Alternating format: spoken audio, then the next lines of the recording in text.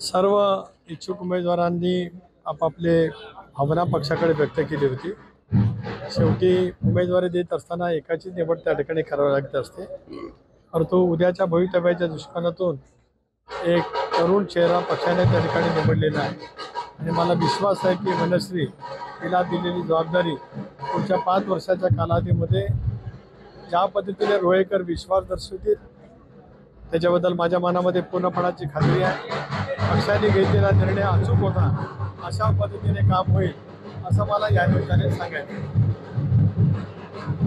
तर शिंदेगड देखील आता जोमाने आपल्या रोखामध्ये एंट्री करतात, देखील उमेदवार उभे केले जातात याकडे करू दे उमेदवार उभे, मला आनंद आहे त्याचा। विरोधक असल्याशिवाय मजा येत नाही आणि शेवटी निवडणुकीमध्ये रोहेकरांची अस्मिता, रोहेकरांचा स्वाभिमान अभिमान आणि रोह्यासाठी गेल्या 40 वर्षामध्ये आम्ही सर्वांनी मी दिलेलं योगदान याचं निश्चितपणाने त्याची पूर्णपणाची पोचपावती रोहेकरांच्याकडून या नगरपालिकेच्या निवडणुकीमध्ये मोठ्या प्रमाणावरती मिळेल असा सार्थ विश्वास या निमित्ताने मी व्यक्त करतो आहे। गेल्या 40 वर्षाच्या माझ्या जीवनामध्ये मी 5 वेळेला विधानसभेला सामोरं गेलो, 3 वेळेला लोकसभेला सामोरं गेलो, आधी ती 2 वेळेला विधानसभेला सामोरं गेली। नगरपालिकेला ज्या वेळेला 2001, 2006, 2011, 2016 त्या वेळेला तमाम रोहेकरांनी आम्हा कुटुंबियाच्या वरती आम्ही केलेल्या कार्याच्या वरती विश्वास दर्शक आम्हाला त्या ठिकाणी संधी दिलेली आहे आणि मला विश्वास आहे की यावेळेला सुद्धा निवडणुकीतला यश हे प्रचंड मताधिक्याने त्या ठिकाणी असेल।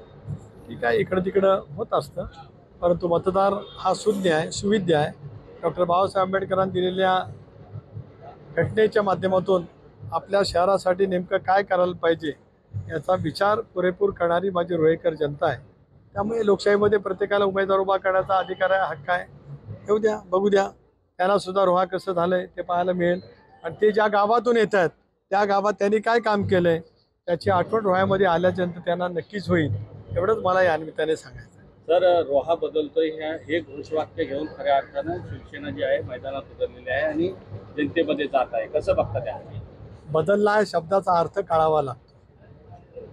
शब्द कोणीतरी लिहून दिलेलं बोलणं आणि घोषवाक्य करणं सोपं आहे, पण त्याचा ज्या वेळेला आपण वाक्य बोलतो त्याला आपल्या गावात आपण काय केलं आहे आणि काय बदललं आहे याचा आराखडा कधीतरी करावा लागत असतो। समोर काही वेळेला बोलता येतं, पण आपल्या मनाला कळत असतं की आपण काय बोलतो ते। त्यामुळे ज्यांनी बोलणार असेल त्यांनी आत्मपरीक्षण आत्मचिंतन करावं। रोहेकरांना ज्ञात आहे आणि तमाम महाराष्ट्राला माहिती आहे रोहा गेल्या 25 वर्षामध्ये काय पद्धतीने बदललं आहे, ते बदलतंय असं सांगण्याची काय आवश्यकता असं मला काय त्यानिमित्ताने वाटत नाही। पण बोलू द्या, त्यांना जे काय वाटतं ते लोकशाहीमध्ये त्यांना बोलण्याचा अधिकार आहे आणि काय करायचं आहे ते रोहेकर नागरिक रोह्याची अस्मिता टिकवण्यासाठी काय करायचं ते करतील। सर, लोकसभेला आपल्याला शिंदे शिवसेना असेल किंवा महायुतीने चांगल्या पद्धतीने इतर घटक पक्षांनी मदत केली, मात्र विधानसभेला मदत केली नाही असे काल भरत गोगावले म्हणाले आणि त्यामुळे सर एक असं आहे की विधानसभेला काय घडलं ते प्रत्येकाने पाहिलेलं आहे। लोकसभेला मला महाड विधानसभा मतदारसंघातून 3,500चं मताधिक्य होतं। त्या मतदारसंघात राष्ट्रवादी काँग्रेस पक्षाचे आता राजू साबळे इथे आहेत, मला त्यांनाही माहिती आहे की कमीत कमी 25,000 ते 30,000 मतं घड्याळाची आहेत। मला ती 100% मिळाली असतील तरी मी 3,500च्या मताधिक्याने तिथे पुढे राहिलो। आता तिथले विद्यमान आमदार जे आहेत, माननीय मंत्री महोदय आहेत, ते 25,000पेक्षा जास्त मताधिकार निवडून आले। मग माझी काही त्यांना मतं नाही मिळाली तसं गृहीत धरलं तर मग त्यांनी माझ्यासाठी काम केलं, मी वारंवार बोलत आलो, आजही बोलतो आहे। पण ते सांगतायत ती गल्लत आहे, गफलत आहे, जाणून बुजून आहे हे कशी आहे त्यांचं त्यांना माहिती आहे। 50,000 मतं मला नाही मिळालीत असं मला आकड्याच्या आधारित म्हणता येईल।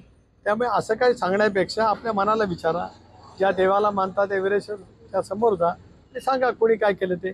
मी निश्चित माझ्यासाठी शिवसेनेच्या सगळ्यांनी काम केलं आहे आणि माझ्याकडून सुद्धा महेंद्र दळवी असतील, भरत गोगावले असतील, योगेश कदम असतील, या सर्वांच्यासाठी त्याच प्रामाणिकपणाने मी काम केलेलं आहे। यापेक्षा मला अधिक कोणाच्या उत्तराला मी द्यावं असं मला वाटत नाही। सर, खरा हा वाद पालकमंत्री पदाचा आहे आणि निवडणूक मला या विषयावरती काही बोलायचं नाही, काही नाही, काही फरक पडत नाही। मी स्वतः प्रदीर्घ काळ पालकमंत्री म्हणून काम केलं आहे. या जिल्ह्याचा सर्वाधिक पालकमंत्री सुनील तटकरे राहिला आहे. रायगडकरांना माहिती आहे की मी काय काम केलं आहे. त्यामुळे कोण काय कुठल्या मुद्द्यावरनं काय बोलतं हा माझ्यासाठी विषय गौण आहे. रायगड आणि रायगडचा विकास, रायगडची संस्कृती, रायगडचा इतिहास आणि उद्याचं भवितव्याचं रायगड याच भावनेशी मी आयुष्यभर जोडला गेलेला आहे आणि श्वास असेपर्यंत त्याच भावना मनाशी घेऊन मी त्या ठिकाणी काम करणार. सर, रायगड जिल्ह्यामध्ये किती ठिकाणी भाजप बरोबर आपण आहात आणि शिवसेना किंवा राष्ट्रवादी बरोबर कशी युतीचं कसं आहे? महाड, श्रीवर्धन, पेण या मतदारसंघामध्ये या नगरपालिकेच्या मध्ये युती झालेली आहे. इतर ठिकाणचं स्पष्ट चित्र आपल्याला पाहायला मिळेल. माझं त्यांच्याशी सर्वांशीच योग्य पद्धतीने चर्चा सुरू आहे. एक आपण पाहाल की आपल्याच वाहिन्यांनी आपल्यापैकी सर्वांनीच अनेक वेळेला गेल्या 4 महिन्यामध्ये ही वक्तव्य आपल्या वाहिन्यांच्यावरती दाखवली होती. कोणी मला असलागे शब्दात शिवी देत यांच्याशी आम्ही युती करणार नाही असं घोषित केलं. एकदा नव्हे, दोनदा नव्हे, 4 वेळा केलं. माझे वडीलसुद्धा काढले गेले तरी पण मी काय बोललो नाही.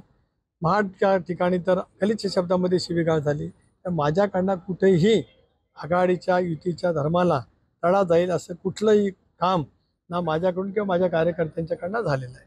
रायगडची जनता सुज्ञ आहे, ये पब्लिक आहे, सब जानती है. धन्यवाद.